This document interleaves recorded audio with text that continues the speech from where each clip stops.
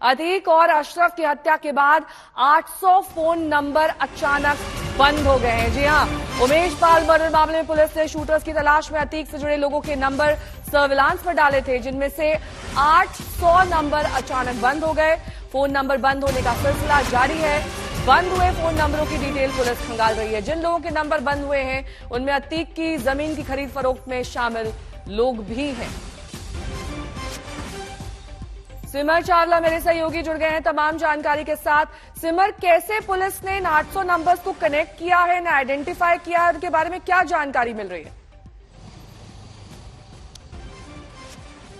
मैं आपको बता दें, जैसे ही उमेश पाल हत्याकांड हुआ था उसके बाद एसटीएफ और बाकी एजेंसीज एक्टिव मोड पे आ गई थी। ऐसे में अतीक अहमद, उससे जुड़े गुर्गे और उनसे जुड़े जितने भी लोग हैं जिनसे वो व्यापार करता था, साथ ही साथ ऐसे बिल्डर्स जिससे अतीक का कनेक्शन था, जो उसका काला पैसा सफेद करते थे, ऐसे सभी लोगों को, ऐसे 1000 से ज्यादा 1000-2000 लोगों को एजेंसीज ने अपने टारगेट पे लिया था और उनका जो नंबर है वो सर्विलांस पे डाला था। लेकिन अतीक अहमद हत्याकांड के बाद चीजें ऐसी बदली, लोगों के अंदर खौफ कह लीजिए या क्या कह लीजिए, एजेंसीज के मुताबिक ये जानकारी मिली है कि 800 से ज्यादा नंबर जो सर्विलांस पे लगे थे वो अचानक बंद हो गए हैं।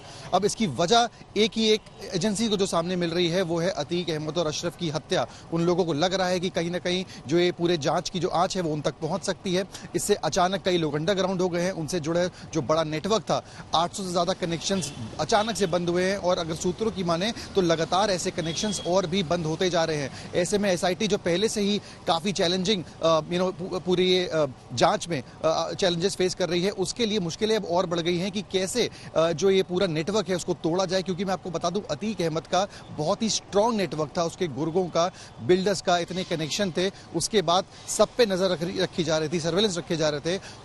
गुड्डू मुस्लिम जो है उसकी तलाश के लिए भी इन सर्वेलेंस का इस्तेमाल करा जा रहा था। कहीं ना कहीं शाइस्ता की जानकारी के लिए भी इन सर्वेलेंस टीम का इस्तेमाल करा जा रहा था, जो लगातार अपनी पैनी नजर बनाई हुई थी। ऐसे में अब मुश्किलें जो है एजेंसीज की और बढ़ गई है कि जो नंबर सर्वेलेंस से अचानक बंद हुए हैं, अब इसका काट कैसे इसकी निकाली जाएगी। अब जो बाकी तरीकों से नजर कैसे रख पाएंगे या कैसे जो अतीक और के जो गुर्गे हैं या फिर गुड्डू मुस्लिम और शाइस्ता, इनको कैसे ढूंढा जा सकेगा।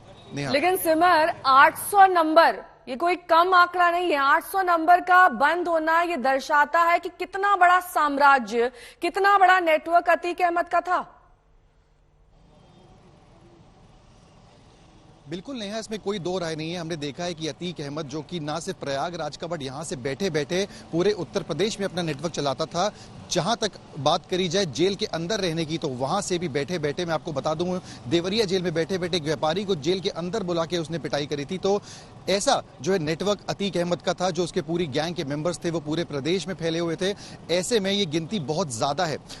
हालांकि जो पुलिस और एजेंसीज ने जो नंबर सर्वेलेंस पे लगाए थे, ये सिर्फ गैंग मेंबर से नहीं थे, लेकिन उनसे भी जुड़े लोगों के थे, उनके परिवार के लोगों के थे। जो गैंग मेंबर्स पहले से ही अंडरग्राउंड हो गए थे, उनको भी तलाशने के लिए, उन पर भी नजर रखने के लिए उनके परिवार वाले के नंबर्स, रिश्तेदारों के, दोस्तों के नंबर भी सर्वेलेंस पे डाले गए थे, ताकि उनसे जुड़ी एक से एक डिटेल, छोटी से छोटी जानकारी भी एसटीएफ को मिलती रहे, ताकि उससे पता लगाकर उसके गुर्गों पर नकेल कसी जा सके। और साथ ही साथ शाइस्ता, जो कि ये एक कहा जा रहा है कि वो इनके जो सिंपैथाइजर्स हैं, इनकी गैंग से जुड़े जो लोग हैं, उनके परिवार से जुड़े लोग हैं, उनके साथ हो सकती है, वो मदद कर सकते हैं शाइस्ता के छुपने की।